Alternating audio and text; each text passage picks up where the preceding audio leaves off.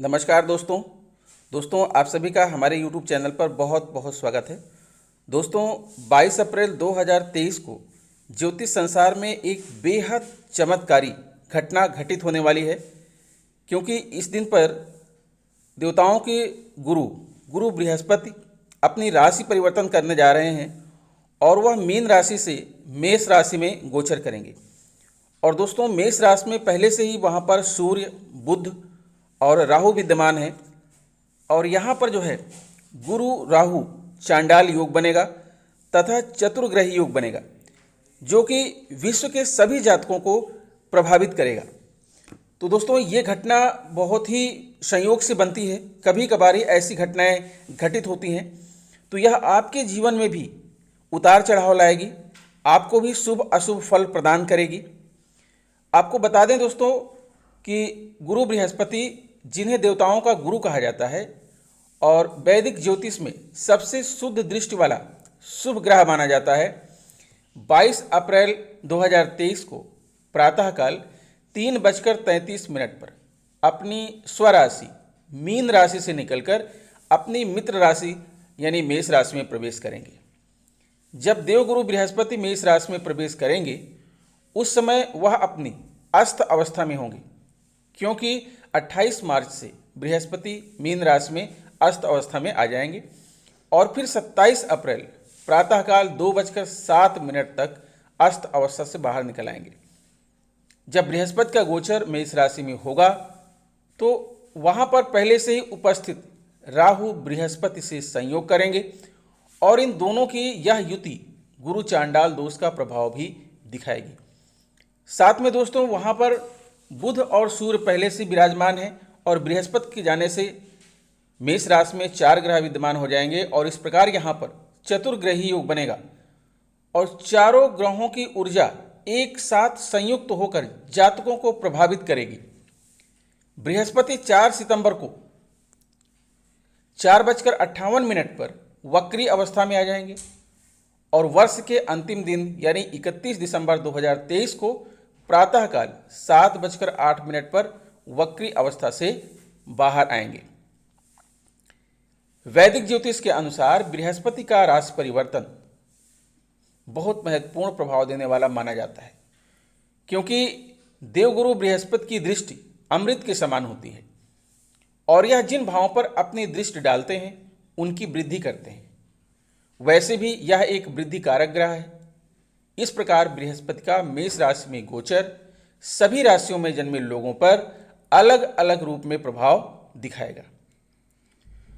तो दोस्तों अपनी इस वीडियो में हम इसी बात पर चर्चा करेंगे कि अलग अलग राशियों पर इस गुरु चांडाल योग और चतुर्ग्रही योग का क्या प्रभाव पड़ेगा, इसी का विश्लेषण करेंगे और ये सारा का सारा विश्लेषण आपकी चंद्र राशि पर आधारित होगा। आइए अब विश्लेषण करते हैं कर्क राशि के जातकों की कुंडली। 22 अप्रैल 2023 को कर्क राशि के जातकों की कुंडली में ग्रहों की स्थितियां कुछ इस प्रकार दर्शाई गई हैं, जैसा कि आप देख पा रहे हैं। गुरु चांडाल योग का निर्माण, बुध आदित्य योग का निर्माण, चतुर्ग्रही योग का निर्माण आपकी कुंडली के 10वें भाव में होगा। 10वें भाव में 4 ग्रह 22 अप्रैल को विराजमान हो जाएंगे।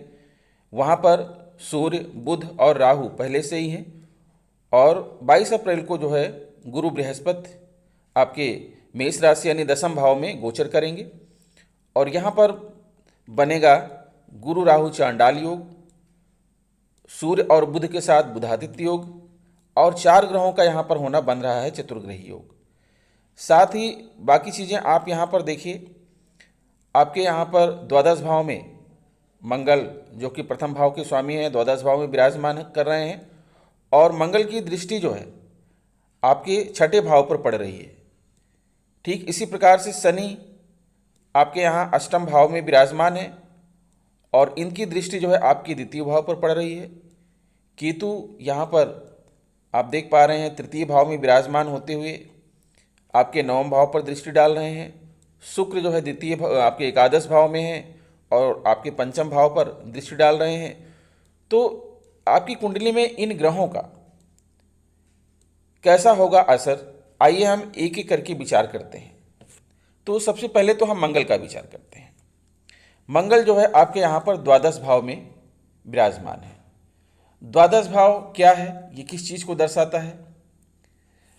वैसे तो द्वादश भाव हानि, मुक्ति, अलगाव, कमी, दुख, बर्बादी, खर्च को दर्शाता है, लेकिन इसी के साथ साथ यह दिव्य ज्ञान, सहानुभूति, जीवन को नियंत्रित करना, बच्चों की शादी, शिक्षा, बीमा पॉलिसी, अंतर्ज्ञान, भावना और रहस्य, संदेहहीन भावना, इन सारी चीज़ों को भी आपका जो है द्वादश भाव दर्शाता है। और यहाँ पर विराजमान है आपके मंगल, और इनकी दृष्टि पड़ रही है आपके छठे भाव पर। तो मंगल है क्या? मंगल को जो है ग्रहों का सेनापति कहा जाता है। मंगल कारक हैं आपके पराक्रम के। मंगल जमीन जायदाद, अचल संपत्ति, आपकी शक्ति, साहस, वीरता, क्रोध, सेना, शासकीय सेवा, बिजली, आग, अस्त्र शस्त्र, सर्जन, आपका पराक्रम, आपका भाई, इन चीज़ों का कारक है। तो मंगल यहाँ आपके द्वादश भाव में विराजमान होकर आपको कैसा फल प्रदान करेंगे? मंगल के 12वें भाव में गोचर के प्रभाव के कारण आपको कुछ नकारात्मकता और कठिन समय का सामना करना पड़ सकता है। आपको शारीरिक समस्याएं हो सकती हैं, खासकर आंखों की समस्या, कान की समस्या, मांसपेशियों में दर्द या पैर में दर्द जैसी स्वास्थ्य समस्याएं आपको परेशान कर सकती हैं। स्वास्थ्य समस्याओं के कारण आप खुद को डल फील करेंगे, जिससे उदासी आपको घेरे रहेगी। परेशानियों से बचने के लिए दूसरों के साथ शांतिपूर्ण तरीके से बातचीत करें। शब्दों का इस्तेमाल सोच समझ कर करें। आप समाज या काम पर अपमानजनक और अपेक्षित महसूस कर सकते हैं। ध्यान रखें कि मंगल सकारात्मक ऊर्जा भी लाता है और कैरियर के नए अवसर और शिक्षा के लिए विदेश यात्रा के विकल्प भी लाता है। इस समय अवधि में आप नए लोगों से मिलने से बचें, क्योंकि वे भविष्य में आपको धोखा दे सकते हैं या फिर आपका गलत उपयोग कर सकते हैं। इस दौरान कोई भी महत्वपूर्ण काम ना करें। अपने प्रियजनों के साथ बात करते समय असभ्य बर्ताव न करें। अपने व्यवहार से अहंकार को दूर रखें और मंगल की कृपा आपको प्राप्त होती रहे, उसके लिए अपने घर में पवित्र पौधे लगाएं और नियमित रूप से उनकी पूजा करें। यद्यपि दोस्तों यहाँ पर मंगल जो है वो बुध के घर में विराजमान है। ये द्वादश भाव यहाँ पर मिथुन राशि है और ये बुध का घर है, और बुध जो है मंगल के घर अर्थात मेष राशि में विराजमान है। तो दोनों एक दूसरे के शत्रु हैं और एक दूसरे के घर में विराजमान है, तो ये एक दूसरे का अहित नहीं करेंगे। लेकिन किसी भी ग्रह का जो स्वभाव होता है, स्वभाव के कारण तो वह आपको फल देगा ही देगा। फिर बात करते हैं, शनि आपके अष्टम भाव में यहाँ पर विराजमान है और अष्टम भाव से जो है आपके द्वितीय भाव में जो है ये दृष्टि भी डाल रहे हैं। तो अष्टम भाव और द्वितीय भाव है क्या, ये भी जान लीजिए। आपकी कुंडली का जो द्वितीय भाव है ये धन भाव होता है।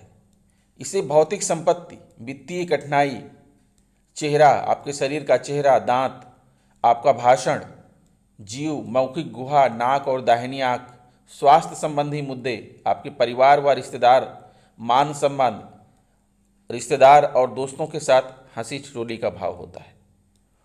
और अष्टम भाव जो है वो आपका स्वास्थ्य या घर का भाव होता है। आपके अंतरंग संबंध, समानता और न्याय का घर होता है। समान अवसर, समान स्तर पर सेक्स, असफल रिश्ते, कैरियर में बदलाव, असुरक्षा को ताकत में बदलना, परिवर्तन, विरासत, बीमा, गुजारा भत्ता, वित्तीय सहायता, आध्यात्मिक समर्थन, इन चीज़ों का होता है। और यहाँ पर शनि विराजमान है। तो शनि के यहाँ पर विराजमान होने से आपको कैसा फल प्राप्त होगा? शनि की दृष्टि आपके द्वितीय भाव पर पड़ रही है। तो द्वितीय भाव में अगर शनि की दृष्टि पड़ रही है तो ये नकारात्मक प्रभाव से अछूता नहीं रहेगा। इस समय अवधि में जातक का मन भटकता रहेगा। एक जगह स्थिर होने में जातक को काफ़ी मुश्किलों का सामना करना पड़ेगा। ऐसा इसलिए क्योंकि जातक को निजी जीवन में कई तरह के उतार चढ़ाव देखने पड़ेंगे। खासकर संबंधों में काफ़ी उठापटक रहेगी, विशेषकर जीवन साथी के साथ आपका समय अच्छा नहीं रहेगा। वैसे तो आपको कोशिश करनी चाहिए कि जीवन साथी के साथ हो रहे मतभेद को नियंत्रण में रखें। इसके लिए आपको अपने शब्दों पर नियंत्रण रखना होगा।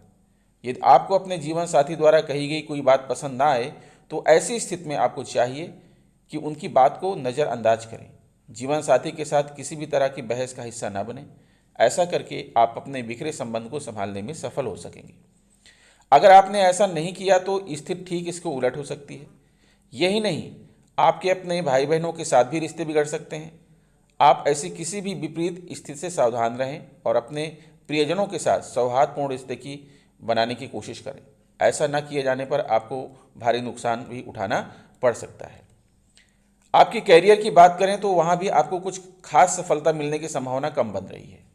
आपको कार्यालय में खुद को साबित करने के लिए अत्यंत प्रयास करने होंगे। एक ही काम के पीछे बार बार मेहनत करनी होगी।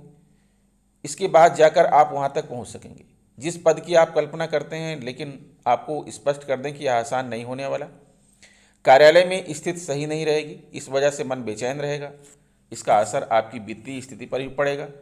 अगर पहले से आपके पास सेविंग है तो इस समय अवधि में उनके खर्च होने की आशंका बढ़ रही है। आप कोशिश करें कि फिजूल के खर्च ना करें और ना ही किसी के बहकावे में आएं। इसका नकारात्मक असर आपकी व्यक्तित्व पर ही पड़ेगा। इसके अलावा इस समय को योग बता रहा है कि आपको अपने मूल निवास से किसी कारणवश दूर जाना पड़ सकता है। इसका परिणाम अच्छा होगा या बुरा, यह बात आपको वहाँ पर जाकर ही पता चलेगा। अब बात करते हैं कि शनि आपके जो है अष्टम भाव में विराजमान है। अष्टम भाव में शनि आपको कैसा फल प्रदान करेंगे? यदि शनि 8वें भाव में होते हैं तो यह आपके स्वास्थ्य को प्रमुख रूप से प्रभावित करता है, क्योंकि 8वां भाव दीर्घायु से जुड़ा होता है। इसलिए इस समय अवधि में आपको अपने स्वास्थ्य को लेकर अतिरिक्त सतर्क रहने की आवश्यकता है। किसी भी तरह की बीमारी के लक्षण नजर आने पर तुरंत डॉक्टर से संपर्क करें। यदि सर्जरी करवानी पड़े तो उसे टालें नहीं, जल्द से जल्द सही उपचार करवाएं। हो सकता है कि अपनी स्वास्थ्य स्थिति देखकर आपको अपने प्रियजनों की मदद की जरूरत महसूस हो, लेकिन आपको उनसे अपेक्षित सहयोग मिलने की संभावना कम है। वास्तव में ऐसा होने के पीछे वजह यह है कि उनके साथ उत्पन्न हुए विवाद। इसलिए अगर आपको उनसे सहयोग ना मिले तो हताश ना हो, अपने बल पर चीज़ों को सुलझाने की कोशिश करें। इन दिनों आपके सिर्फ अपने मित्रों के साथ ही रिश्ते नहीं बिगड़ेंगे, बल्कि आपके कार्यक्षेत्र में भी छोटी मोटी अड़चनें आएंगी। इसके पीछे एक वजह यह भी है कि दूसरों के सामने अक्सर अपनी बड़ाई करते हैं। ऐसा करना सही नहीं है। आपकी यह आदत दूसरों की नज़र में आपको कमतर साबित कर सकती है। अपने व्यवहार में कुछ जरूरी बदलाव करें। कार्यालय में भी इस बात का ध्यान रखें, वहाँ अपने ही गुणगान न करें। वैसे भी आपको बता दें कि ऑफिस में जो काम अच्छा काम करता है, बॉस को स्वतः ही यह बात पता चल जाती है। फिलहाल आपको अपने दोस्तों और सहकर्मियों के साथ अच्छे रिश्ते बनाए रखने की कोशिश करनी चाहिए। अब बात करते हैं कि यहाँ आपके तृतीय भाव में केतु विराजमान है, जो कि आपके 9वें भाव पर दृष्टि डाल रहे हैं। तो यहाँ पर केतु का विराजमान होना क्या दर्शाता है? तृतीय भाव में केतु का विराजमान होना यह बताता है कि आपकी जो समय है वो थोड़ा अच्छा रहेगा। जो छात्र अपने कैरियर की शुरुआत की तैयारी कर रहे हैं उन्हें अब देर नहीं करना चाहिए। जो लोग पहले से ही नौकरी पेशा में हैं उनके कैरियर में सफलता के योग बन रहे हैं। शिक्षा के क्षेत्र में अच्छा प्रदर्शन करने और अपने सपनों की नौकरी पाने के लिए भी यह एक अच्छी अवधि है। इस अवधि में जातक को अपनी मेहनत के अनुसार फल प्राप्त होगा। इतना ही नहीं, जातक को समाज में काफ़ी ख्याति और प्रसिद्धि मिल सकती है। आपके लिए सलाह है कि समाज के लिए कार्य करते रहें। इस समयावधि में आपको कई यात्रा करने का मौका मिलेगा। जहाँ तक आपके निजी रिश्तों की बात है तो वहाँ भी सब चीज़ें सामान्य रहेंगी। छोटी मोटी नोकझोंक घर में बनी रहेगी, लेकिन वह आपके रिश्ते को बेहतर मोड़ देगी। जिनका प्रेम संबंध अभी हाल में शुरू हुआ है उन्हें अपने रिश्ते के साथ जल्दबाजी नहीं करनी चाहिए। अपने रिश्ते को धीरे धीरे आगे बढ़ाएं। इसके अलावा अपने स्वास्थ्य का पूरा ध्यान रखें। केतु गोचर अक्सर स्वास्थ्य पर भारी पड़ता है। अब यहाँ आपकी कुंडली के एकादश भाव में शुक्र विराजमान है। आप देख पा रहे हैं शुक्र जो कि सौंदर्य, ऐश्वर्य, परम आनंद, विवाह, प्रेम प्रसंग, शारीरिक भोग, इंद्रियों का भोग, परिवार, वाहन, भेंट, नृत्य, संगीत, अभिनय, सौंदर्य प्रसाधन आदि के कारक हैं।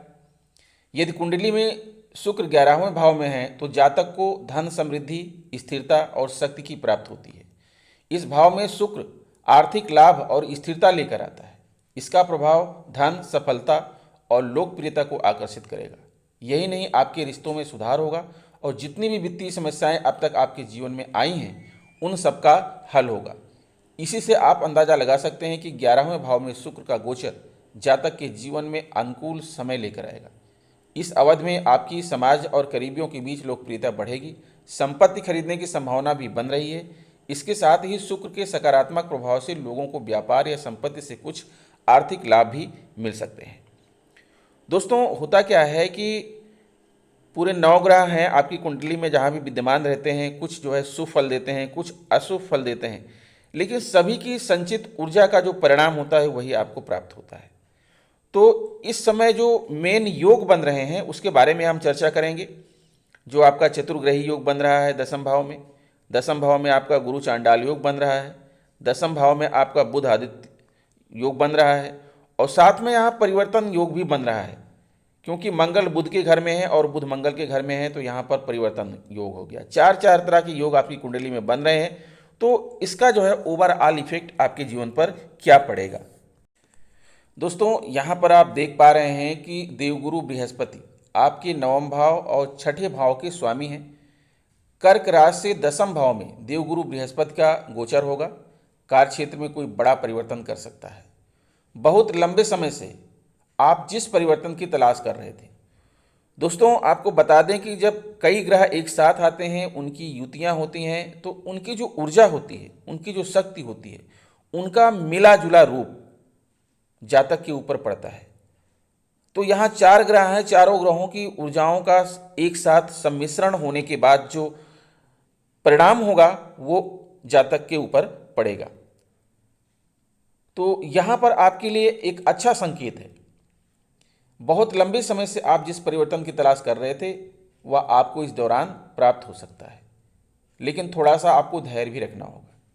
एकदम से बदलाव करने से बचें और अगस्त 2023 के बाद अपने कार्य क्षेत्र में बदलाव कर सकते हैं। यदि आप कोई व्यापार करते हैं तो उस व्यापार में बड़ा बदलाव या व्यापार बदलने में आपको सफलता मिलेगी। यदि आप नौकरी करने वाले व्यक्ति हैं तो इस दौरान आपके पास कोई बहुत अच्छा मौका हाथ लग सकता है, जिसे आजमा कर आप अपनी नौकरी को भी बदल सकते हैं, अच्छी तरक्की प्राप्त कर सकते हैं। पारिवारिक जीवन में सुख और शांति रहेगी। हालांकि गोचर की शुरुआत में अप्रैल से लेकर अगस्त के बीच आपके पिताजी को स्वास्थ्य से संबंधित कुछ समस्याएं परेशान कर सकती हैं, लेकिन उसके बाद धीरे धीरे सब ठीक हो जाएगा। आपकी आर्थिक स्थिति मजबूत होगी। आपको पता भी नहीं चलेगा कि धन आपके पास कैसे आ गया। यह आपके लिए समृद्धशाली समय होगा। आप जो भी व्यापार करेंगे, जो भी व्यवसाय करेंगे, सभी में आपको लाभ प्राप्त होगा। परिवार की सुख सुविधाओं में बढ़ोतरी होगी और आप विरोधियों को भी मुश्किल में डालते हुए नजर आएंगे। कोर्ट और कचहरी से जुड़े मामलों में आपको सफलता मिलेगी और आप अपने क्षेत्र में अग्रणी बने रहेंगे।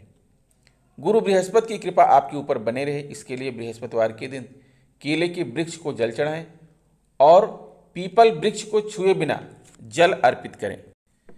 प्रिय कर्क राशि के जातक, अगर आपकी कुंडली का ओवरऑल विश्लेषण किया जाए और संक्षेप में बात की जाए तो कहा जा सकता है कि अनावश्यक यात्राएं आपके खर्चे को बढ़ा सकती हैं। आपका भाग्य साथ देगा। ऐसे में आप कोई नया व्यवसाय शुरू कर सकते हैं या निवेश भी कर सकते हैं।